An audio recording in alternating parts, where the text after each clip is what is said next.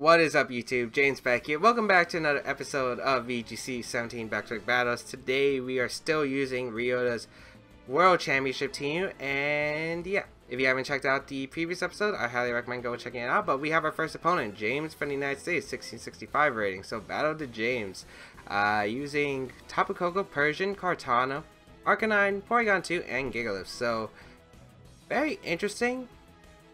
Definitely very interesting. What do I have here? I think I could lead Tapu Fini plus Celesteela, which is okay. I think Marowak is pretty good in this matchup. Tapu Koko really doesn't do that much. I think Crocodile is probably the Pokemon I want in the back for Intimidate to help against that Gigalith. So, this is going to be an interesting one. This is definitely going to be an interesting one. I'm not exactly sure of how I want to play this, but definitely Pokemon I do want to watch out for. Kartana, and depends on what kind of Porygon 2 set that is. We don't know if it's Toxic or if it has Thunderbolt. You want to assume Ice Beam, Trick Room, Recover. You definitely want to assume those sets. Yet, no. Let's see what my opponent is going to bring. It's going to be Tapu Fini and Celesteela as the lead. Let's see what my opponent does lead of.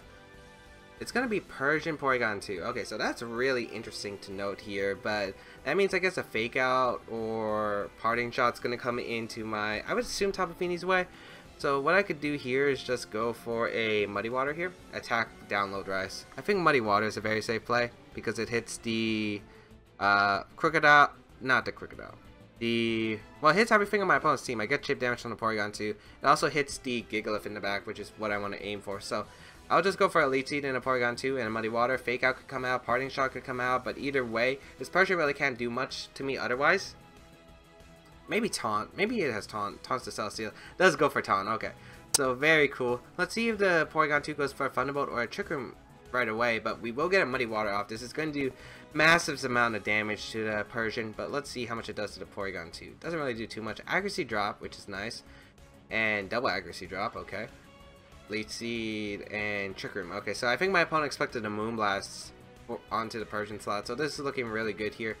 As I guess I'll go out into my, I guess I'll just Muddy Water here. And I guess the question is, I think I want to go out into my, Marowak, because I don't want, if this Porygon 2 is Thunderbolt, I don't want it to go for Thunderbolt right away. And I'm fine showing off the Marowak because I get to reveal if my opponent does have Thunderbolt or if it's just going to go for an Ice Beam and like Celesteela. Yep, it goes for Thunderbolt, so I do catch that, right? So I'm able to get this Lightning Rod boost, which doesn't really matter, but drawing away the electric type attack from my Tapu Fini is huge, as I do get another Muddy Water off. This is going to do some massive amounts of damage. Just pick up the knockout Persian. I wasted Trick Room turns. Gets another Accuracy Drop on Porygon 2, which is very unfortunate, but Accuracy Drop didn't matter last turn, and it didn't matter this turn. So, nice. Gigalith is going to come out here, which, you know, is okay. I do have my Crocodile in the back, and with Crocodile, I should be able to live one Continental Crush. I can see Continental Crush, or maybe Rock Slide. But I'm just going to fire off a Muddy Water here, and go out into my Crocodile here. Don't care if my opponent goes for an Ice Beam predicting this. I really need to intimidate so Tapu Fini lives, and I'm able to get massive amounts of damage onto that Gigalith. I expect Muddy Water is going to be doing so much damage. I think Tapu Fini has already done a lot of the job, well, most of the job I needed to do. Although I still don't know like what my opponent has in the back. Could be the Arcanine, so maybe Celesteela is the Pokemon that's not really going to be as useful. Could be something such as a Arcanine. And the only reason why I anticipated Thunderbolt on the Porygon 2 is because I felt like with teams with Gigalith, Thunderbolt's pretty useful, especially since my opponent doesn't exactly have big ways to handle bulky water type attacks. So, I'm going to go into Crocodile here, go get the Intimidate off. I doubt you're going for Thunderbolt here, but maybe an Ice Beam I could see. Rock Slide going to come out, which isn't going to be doing too much, and I'm guessing Ice Beam into Marowak? Question mark? I would attack the Marowak with Ice Beam. No, it goes for Recover. Okay, so that's actually really good since my Crocodile does get in for free here. I hope I don't flinch though. Okay, nice. Gigalith avoids the attack. That's unfortunate because that's the target I want to hit. But I do get this Muddy Water off. Very okay, I guess. This isn't exactly the best ideal situation. Continental Crush won't knock on my Tapu Fini. A double up will probably, but I feel like the best play is just to protect Crocodile anyway, since I don't want an Ice Beam coming out. But how many turns of Trick Room are left? I guess is the question. 2 turns. I guess I could afford to to be honest, Rock Slide plus Ice Beam might not be able to pick up the knockout. So you know what, I'll go for Tectonic Rage into Gigalith. If I can pick up the knockout on Gigalith, that would be great here. Or maybe I should have taunted the Porygon 2. Maybe I should have taunted Porygon 2, but I could do that later in the game if Crocodile survives to prevent another trigger from going up. So I feel like Game Rare Gigalith is the best play anyway, because Gigalith can be annoying if it sets up a curse or anything. And, ooh, Gigalith going to protect. Are you weakness policy? If he's weakness policy, this could be a bit different. Ice Beam going to come out. Okay. Targeting now my Crocodile. That is fine. Let's see. I do get a Muddy Water off, hopefully, into the Porygon 2. No, I don't. That's too much to ask for, James. Tectonic Rage will come out into the Crocodile slot, so, man, maybe I should have taunted. I think Taunt might have been the better play, but then again, it probably would have worn out a turn after Trick Room, so wouldn't it benefit too much. Or I could Tectonic Rage to Porygon 2 because it would have been able to pick up a knockout, so maybe in retrospect, I should have just targeted down the Porygon 2. As the Tectonic Rage comes out, are you weakness policy? Are you weakness policy? Are you policy? No, he's not. Okay, that's a relief. If he's policy, that could have been, you know, a bit problematic here. But now, I guess I could just go for a Muddy Water here and a Protect. Yeah, I'm just gonna Muddy Water Protect here. Even if like Thunderbolt Continental Crush comes out into my Tapu Fini, I get a free switch into Celesteela, Trick Room ends, I can taunt the Porygon to weaken the Gigalith even more. So I feel like I have answers to that. But yeah, the Muddy Water damage might be important though if he goes for Recover here, which I could see Continental Crush plus Recover, which I feel like would be my opponent's potential best play here. Because you might want to set up Trick Room for later in the game. Also, Thunderbolt can miss because you got accuracy drops. So, what, you're at 0.6 accuracy. Thunderbolt only has a 60% chance to connect here, so not exactly that great.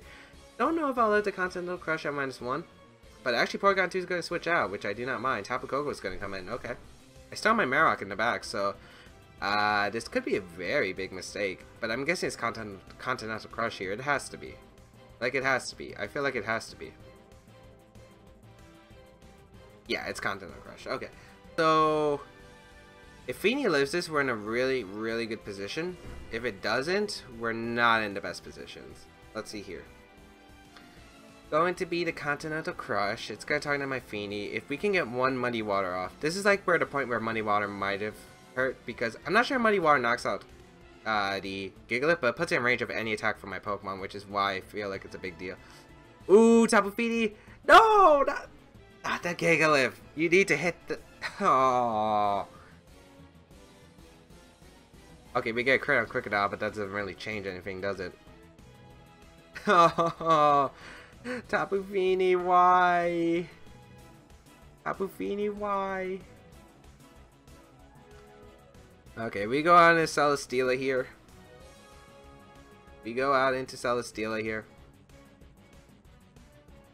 How many turns does Sandor left? I think this is the last one. No, there's actually 2 turns. Ooh, okay. So I guess I could just double protect here, because yeah, I'll go for a double protect. I think going for the double protect is the safer call. Although this could be risky, because I don't want to. He has to go for Gleam here. I feel like. Maybe I just Heavy Slam, because. Maybe I should just switch into Marowak and Heavy Slam. Might have been better. Yeah, that might have been the better play. Yeah, because we don't even get the double. Okay. So I do protect with my Celesteela here. Let's see what my opponent goes for. It's going to be the Thunderbolt into Celesteela when I'm Marowak. And I could have Earthquaked. Stone Edge is going to come out. I guess my opponent was really hard reading the Marowak. I survived with Crocodile. Okay, that's huge. Okay, that was it. I don't know. I guess my opponent's thought process was, okay, if I go for Thunderbolt Stone Edge, I either catch the Marowak on the switch in for the Crocodile, or if he doesn't switch into Marowak, I get the Thunderbolt off and potentially knock out Celesteela. Yet I could have switched out Celesteela into Marowak instead. Maybe my opponent thought that there's no way Crocodile would stay in, but this is looking really good for me as Porygon 2 does come out. Yeah, this is looking really good for me. I will go for I guess a double up. I'll just Heavy Slam taunt the Porygon 2. Yeah, I'll definitely just Heavy Slam taunt the Porygon 2. Because if Gigalith could protect here, and my opponent could set up Trick Room, I don't want Trick Room to be set up, so if I just taunt the Porygon 2, Trick Room is in denial, so I will be able to just probably win this game with Celesteela plus Marowak, because Marowak will be able to revenge KO. It also prevents Porygon 2 from going for any recovers or anything. So yeah, this is looking decently good for me, I guess. No.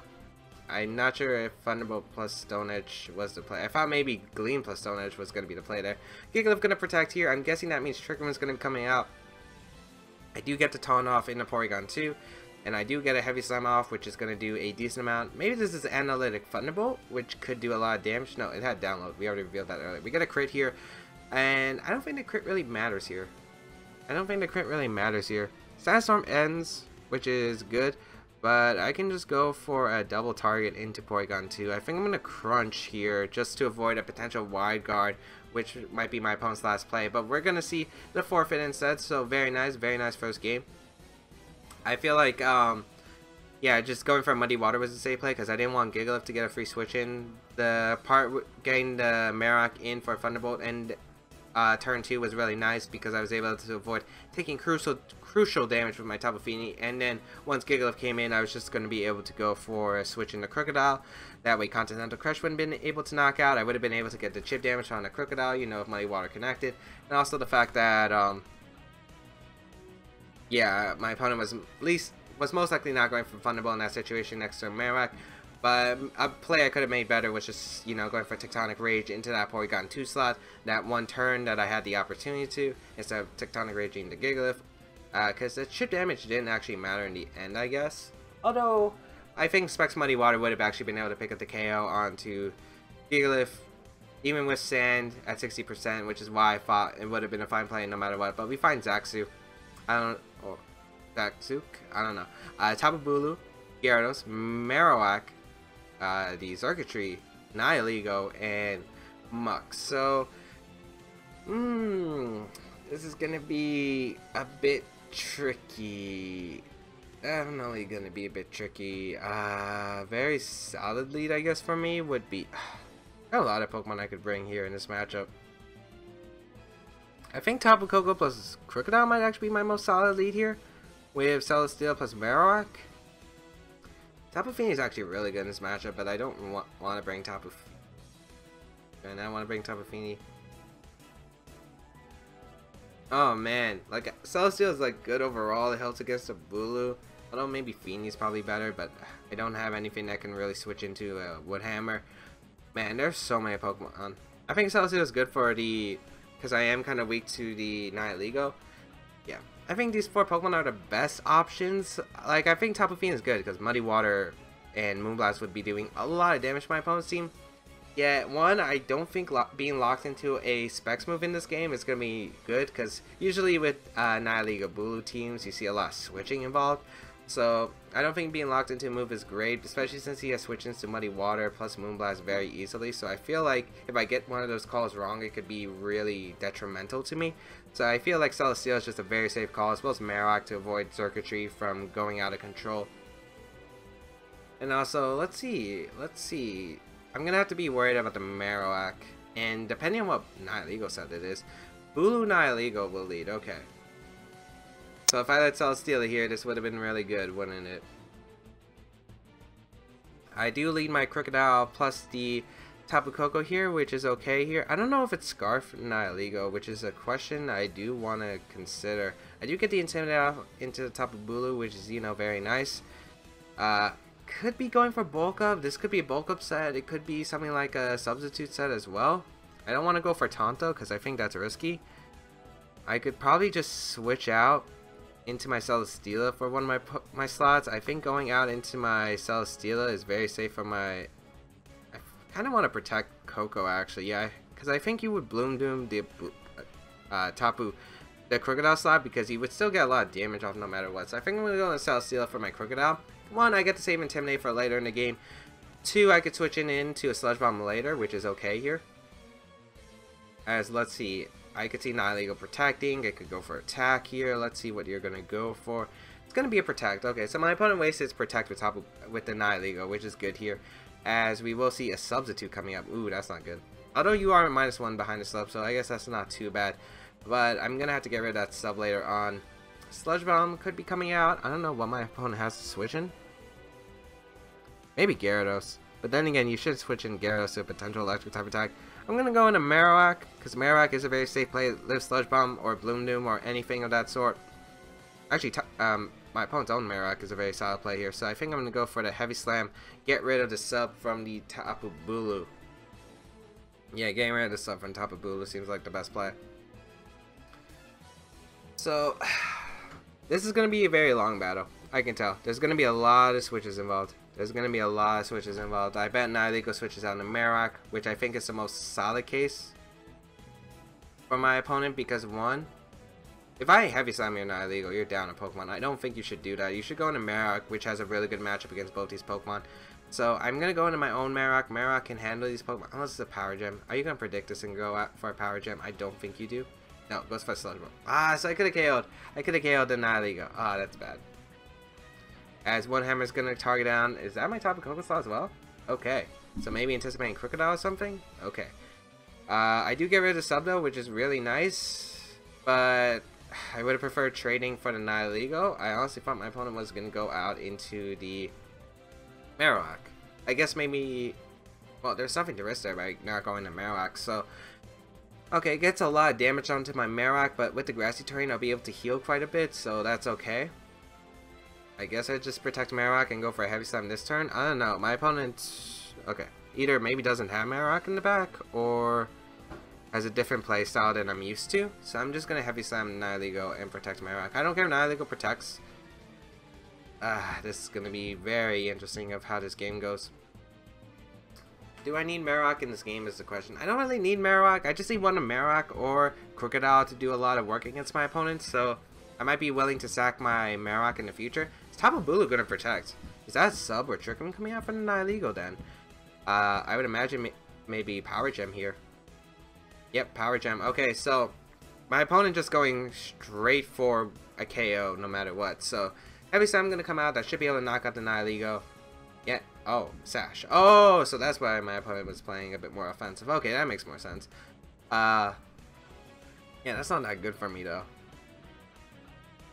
That is not that good for me, although it makes more sense now. Okay, so it's Sash. I forgot to consider that potential option. I guess I don't really... Again, I don't really need Marowak for much. I guess I just Flare Blitz and I Heavy Slam the... I could go for the Nihilego. Or I could go for Tapu Bulu. I need to weaken Tapu Bulu for this game, but I don't really need it to right now. Although Nihilego is in range of Gleam. So maybe I should use that to my advantage and go for a Flare Blitz Heavy Slam into the Bulu slot in case he predicts something such as my Crocodile to come back out again, because I could see like doubling out into that slot, but actually going to withdraw Tapu Bulu and then Gyarados. Okay, so that switch makes sense to me. Yep. That switch is definitely okay here. Let's see what my opponent's going to go for. Probably just going to go for the Power Gem then. Yeah, okay. So, should went for the Special Defense Beast Boost. I don't really mind this too much. I mean, my Tapu Koko is looking pretty good here in this matchup. I can go for Discharge, which would be really good against my opponent's team. As I Heavy Slam the Gyarados. It's kind of annoying that this Nihilego could potentially still be a threat in the future. But Discharge is able to finish up this game, as well as I could probably just... Yeah, Discharge. Discharge. I guess the question is, do I want to predict Tapu Bulu to come back in and Flamethrower the Gyarados slot? Or I could see like Marowak coming in now, so I could go double out in my Crocodile. I think both make sense, because I could see it depends on what he has in the back. I think I'm going to Discharge and go into Crocodile. Because if my opponent tries to go out into, let's say, the Tapu Bulu, I get the Intimidate off at least. I can switch on to Celesteela to avoid taking as much damage in the future turns. But if Marowak comes in, if he thinks, oh, I can survive Thunderbolt, take this Thunderbolt, and then get maybe like a Dragon Dance up or something. Or pick up a KO if my opponent has a Z move like Hydro Vortex. Probably having the Z move, to be honest. So I think this play covers the Marowak switching, which is definitely potential for my opponent. We could see a double protect to Scout, which I could definitely see, but Gyarados is going to hard switch out and go out into Tapu Bulu. So I could have gleaned Flamethrower that slot, which I was thinking potentially, but yeah, I make the other play of going out into my Crocodile. So maybe not having Marowak in the back, or maybe not wanting to risk it, but I get my Crocodile in. Let's see if Nihilego protects. Let's see if Nihilego protects. Let's go for protect. Okay. So I get free damage on the Tapu Bulu. I could get a para here with discharge. 30% chance isn't too bad, which would be, you know, kind of nice here. Let's see. That does a good amount of damage actually, though. Critical hit. That's why. Does get the para though, so does get me something in this game. As yeah, I'll be able to heal with the grassy terrain and fire up another discharge. Or I could just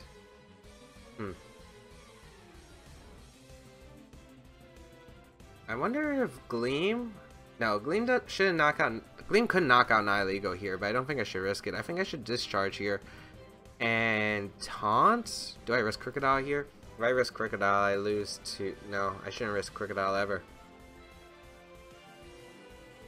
I could see Nihilego switching out in Marowak though, which is like one of the things I'm fearing here. But I'm going to go for Discharge anyway, because the fact it covers... It gets chip damage on the Bulu. Knocks out Nihilego or Gyarados. I really want to crunch or Tech Rage the Nihilego slot. Okay, but he doesn't make that switch. Okay, that's good. I need Tech Rage for later in the game. And getting that para on top of Bulu is very helpful because now Celesteela outspeeds that Tapu Bulu, which is really good. I do get the discharge off. You know, this Tapu Bulu is now under half. Let's see if he goes for like a Bloom Doom. Could be Bloom Doom actually. That wouldn't be good. Going for sub though. Oh, I could have taunted. Oh, it's Berry. Okay. It's Berry. So, goes for the Berry. Okay. Goes for the Berry. Okay. That's still good for me because it doesn't look like this Tapu Bulu can knock out my Tapu Koko one shot with the Intimidate. So, that's at least something that's good here. Let's see what's going to be coming out. Could be Marowak, which, again, is a huge problem to my team. Xurkitree is my opponent's last Pokemon. I do have Tech Rage. I do have Gleam plus Tech Rage.